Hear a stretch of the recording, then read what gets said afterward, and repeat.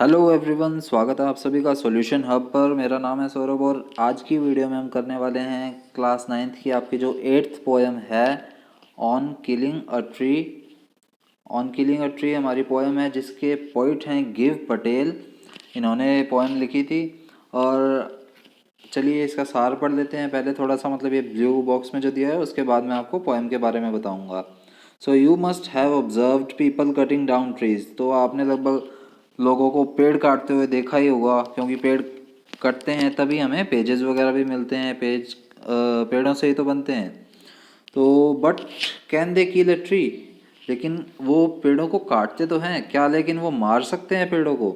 Is it easy to do so, क्या ये करना इतना आसान होगा? पेड़ों को मारना इतना आसान होगा? Let's read the poem. तो चलिए पोएम ही पढ़ लेते हैं, आगे क्या है।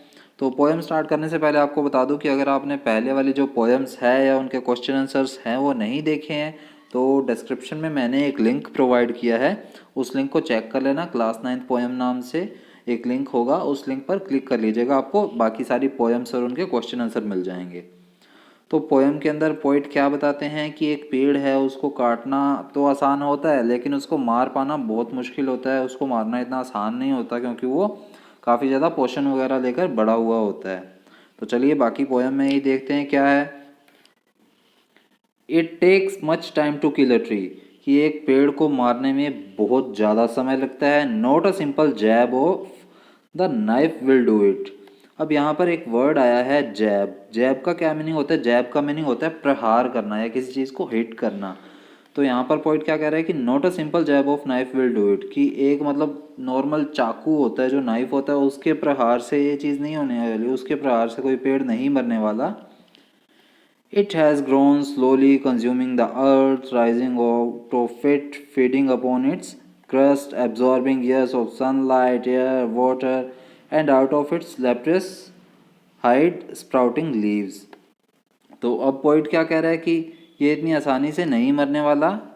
पेड़ पेड़ को मारना इतना आसान नहीं है। ये कैसे बड़ा हुआ है, ये ग्रो कैसे हुआ है? धीरे धीरे ग्रो हुआ है। स्लोली कंज्यूमिंग द अर्थ, जो अर्थ है उसको कंज्यूम करते हुए, यानी कि उससे पोषण लेते हुए, उस पर पूरा हावी होकर उससे पोषण खींचता है वो। जैसे हम पेड़ पर पानी डालते हैं तो वो पहले अर्थ के अंदर जाता है और अर्थ से क्या है, वो पेड़ सारा पानी एब्जॉर्ब कर लेता है। राइजिंग आउट ऑफ इट, और अर्थ से क्या है, वो बाहर की तरफ निकलता है फिर पेड़। Feeding up on it's crust, और वो उसकी जो क्रस्ट होती है, क्रस्ट क्या होती है? लेयर होती है अर्थ की। आपने जियोग्राफी में पढ़ा ही होगा, 6th 7th 8th क्लास में ये जियोग्राफी में आता है एसएसटी के अंदर। तो उसमें अर्थ की लेयर्स में बताते हैं, क्रस्ट जो है अपर मोस्ट लेयर होती है अर्थ की। तो अर्थ की अपर मोस्ट लेयर पर क्या है, ये फीड करता है, यानी कि अपना पोषण वगैरह लेता है, एब्जॉर्व करता है वो सारा कुछ। अब क्या क्या एब्जॉर्व करता है एक पेड़? ईयर्स ऑफ सनलाइट, यानी कि सालों से उसको जो सनलाइट मिल रही है, हवा मिल रही है, पानी मिल रहा है। And out of its leprous hide sprouting leaves, और उसके क्या अलावा क्या है? Leprous hide. लेप्रेस हाइड का मीनिंग होता है कलरलेस या फिर डिसकलर्ड बार्क। बार्क क्या होता है? छाल होती है पेड़ की। तो मतलब बिना कलर की वो जो छाल है पेड़ की, मतलब जिसका कोई ज़्यादा कलर डिसाइड नहीं किया गया अभी तक, उसमें से क्या है फिर वो स्प्राउटिंग लीव्स, यानी कि जो लीव्स है वो बाहर की तरफ निकल कर आती हैं।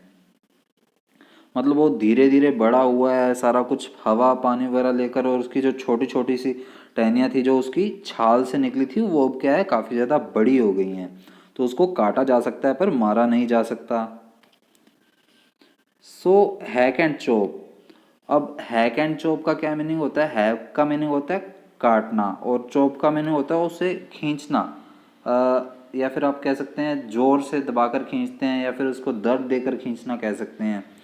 So hack and chop but this alone won't do it. अब वो यहाँ पर बता रहा है कि उसे दर्द देकर काटा जाता है, लेकिन क्या है, इसे अकेले क्या है, नहीं किया जा सकता। वॉन्ट, वॉन्ट यहाँ पर मीनिंग दिया गया है वुडंट का, वुड नॉट। तो वुडंट को एब्रीविएट किया गया है, वॉन्ट लिखा गया है। But this alone wouldn't do it, कि कोई अकेला इंसान इसे पॉसिबल नहीं कर सकता, उसे मार नहीं सकता। Not so much pain will do it, और उसे क्या है, कोई एक अकेला इंसान इतना ज़्यादा पेन नहीं दे सकता। मेनली क्या है, हम पेड़ों को काटते हैं तो उनमें भी तो जीवन होता ही है, क्योंकि वो भी क्या है, ब्रीथ आउट करते हैं तभी हमें क्या है ऑक्सीजन मिलती है। तो उनमें भी तो जीवन है, उनमें भी लाइफ है, तो उनमें भी पेन तो कहीं ना कहीं होता है, लेकिन उतना ज़्यादा पेन नहीं दे पाता कोई इंसान ऐसे। The bleeding bark will heal and from close to the ground will rise curled green twigs miniature boughs which if unchecked will expand again to former size. तो अब यहाँ पर पोइट क्या बता रहे हैं, द ब्लीडिंग बार्क। ब्लीडिंग क्या है, खून का जो बहना होता है उसे ब्लीडिंग कहते हैं। और बार्क मैंने आपको भी जैसे बताया पेड़ की छाल को बोलते हैं। तो जैसे हम हमारे में से ह्यूमन बॉडी में से खून निकलता है, उसी तरह पेड़ों में से क्या है, पेड़ की छाल से वो एक मतलब चिपचिपा सा एक सब्सटेंस निकलता है जो उसका ब्लीडिंग बार्क होता है, यानी कि उनका खून कह सकते हैं पेड़ों का। तो वो निकलता है। विल हील, हील क्या है, वो घाव का भरना कहते हैं कि पहले क्या है उसमें से थोड़ा बहुत क्या है ब्लीडिंग बार्क होगा, फिर वो क्या है हील हो जाएगा, फिर से वो ठीक हो जाएगा, वो घाव उसका भर जाएगा। And from close to the ground will rise curled green twigs. और फिर क्या है वो वापस से ज़मीन के पास जो होगा वो क्या है कटा हुआ, मतलब ज़मीन के पास हम क्या है कई बार छोटा सा भी टुकड़ा छोड़ देते हैं पेड़ को ऊपर से काट कर, और ज़मीन के पास नीचे से छोटा सा टुकड़ा छोड़ देते हैं पेड़ का, तो वो क्या है वापस से ग्रो होने लग जाता है, उसकी छोटी छोटी शाखाएं जो हैं, टहनियाँ जो हैं वो वापस निकलने लग जाती हैं। Will rise curled green twigs, वो क्या है हरी हरी छोटी छोटी ट्विग्स सी उसकी टहनियाँ सी निकल कर आ जाएंगी। मिनिएचर बोज, बोज का मीनिंग होता है मेनली टहनियाँ, ग्रीन ट्विग्स यानी कि हरी पत्तियाँ आ जाएंगी उस पर।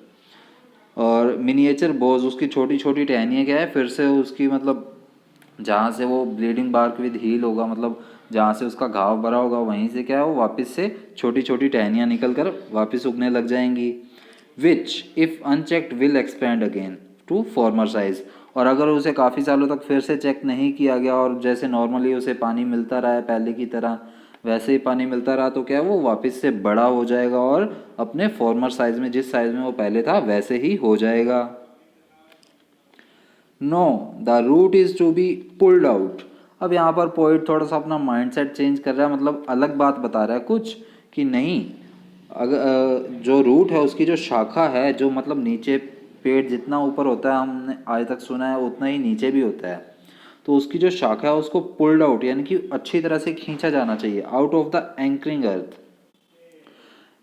एंकरिंग अर्थ का यहाँ पर आपको मीनिंग दिया गया है सहारा से है, इसका मतलब सपोर्ट से। एंकरिंग अर्थ का क्या मीनिंग है, trees are held securely with the help of the roots in the earth, कि जो पेड़ हैं वो सिक्योर रहते हैं किस वजह से, उनकी जो रूट्स हैं वो अर्थ के अंदर, मतलब जड़ें हैं उसकी शाखाएं जो हैं वो अर्थ के अंदर भी होती हैं काफ़ी ज़्यादा, जिसकी वजह से वो क्या है खड़े रहते हैं।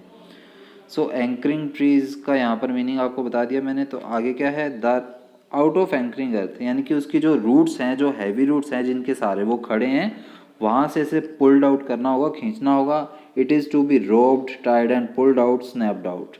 अब इन्हें क्या है वापस से क्या है रोप से यानी कि रस्सी से बांधना होगा, टाई करना होगा, उसे खींचना होगा जोर से, और फिर उसे पुल्ड आउट यानी कि दबाकर बाहर खींच लेना होगा, स्नैप आउट कर लेना होगा, एकदम से खींचना होगा ऊपर की ओर, तभी वो क्या है बाहर आएगा, अदरवाइज वो नहीं मरेगा पेड़।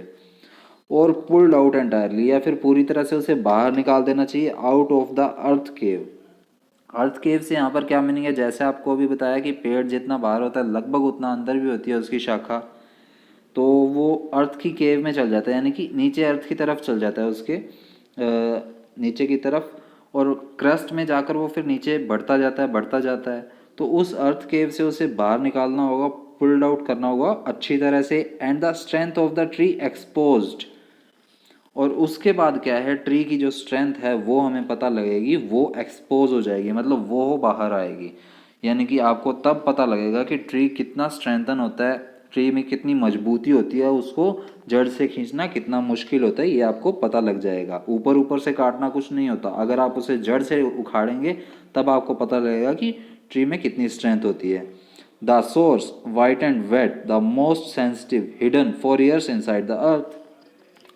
अब यहाँ पर कौन से सोर्स की बात हो रही है, यहाँ पर उस सोर्स की बात हो रही है जो मतलब पेड़ में, जैसे हम पेड़ आप एक छोटी सी किसी पौधे को अगर उखाड़ कर देखेंगे तो आपको पता लगेगा कि उसकी जड़ किस तरह की होती है। वो मतलब नीचे से जो टहनी है उसकी वो काफ़ी ज़्यादा सॉफ्ट सॉफ्ट सी होती है, और मतलब वाइड सा एक सब पार्ट होता है उसका नीचे का, जो कि काफ़ी ज़्यादा वेट होता है, क्योंकि उसको रेगुलर पानी मिलता रहता है नीचे की तरफ। तो जड़ों में तो पानी क्या है, हमेशा उसके रहता ही है। तो उस वजह से वो वेट है, गीला है और वाइट है वो, और वो वाला सोर्स जो नीचे का उसका पार्ट है। और वो पार्ट क्या है, हद से ज़्यादा सेंसिटिव है, क्योंकि वो हमेशा पानी में रहता है, तो वो काफ़ी ज़्यादा सेंसिटिव है। Hidden for years inside the अर्थ, और वो क्या है, सालों से क्या है, धरती के अंदर छुपा हुआ है। इस वजह से क्या है, वो अंदर की तरफ है, इस वजह से वो क्या है, हिडन है। Then the matter of scorching and choking in sun and air, browning, hardening, twisting, withering and then it is done. अब यहाँ पर वर्ड आया है scorching and choking. Scorching and choking का आपको यहाँ पर मीनिंग भी दिया गया है, that the drying up of the tree after being uprooted, कि वो मतलब पेड़ है वो अगर हम अच्छी तरह से जड़ से उखाड़ देते हैं, उसके बाद क्या है, वो ड्राई अप हो जाता है, यानी कि एकदम से सूख जाता है और मुरझा जाता है। तो सूखने और मुरझाने को स्कॉचिंग एंड चोकिंग कहा गया है, कि अगर हम उसे डाल लेंगे उसको, उस पार्ट को, जड़ को, तो वो क्या है, स्कॉचिंग एंड चोकिंग, यानी कि एकदम से सूखेगा कुछ समय बाद पड़ा पड़ा और मुरझा जाएगा। इन सन एंड एयर, अगर उसे धूप में और हवा में रखेंगे तो वो क्या है, मुरझा जाएगा, थोड़े टाइम बाद अच्छी तरह से सूख जाएगा। ब्राउनिंग, हार्डनिंग, वो क्या है, अच्छी तरह से अपने ब्राउन कलर में हो जाएगा पूरा, और क्या है, हार्ड हो जाएगा एकदम से, मतलब उसे अगर पानी नहीं मिलेगा तो वो सूख सूख के क्या है, मतलब हार्ड सा स्टफ हो जाएगा, ट्विस्ट करेगा वो, मतलब मुड़ भी सकता है, और विदरिंग यानी कि मुरझा जाएगा, and then it is done, और उसके बाद क्या है, उस पेड़ की मृत्यु हो जाएगी। मतलब यहाँ पर पोइट ने अच्छे से बताया है कि एक पेड़ को मारना इतना आसान नहीं होता, और उसके बाद बताया है कि वो कैसे मर सकता है, मतलब उसकी मृत्यु कैसे होती है पेड़ की, उसके बारे में बताया है। तो ये पोएम थी गिव पटेल की। तो पोएम हमारी कंप्लीट हो चुकी है, उम्मीद है आपको समझ भी आ गई होगी।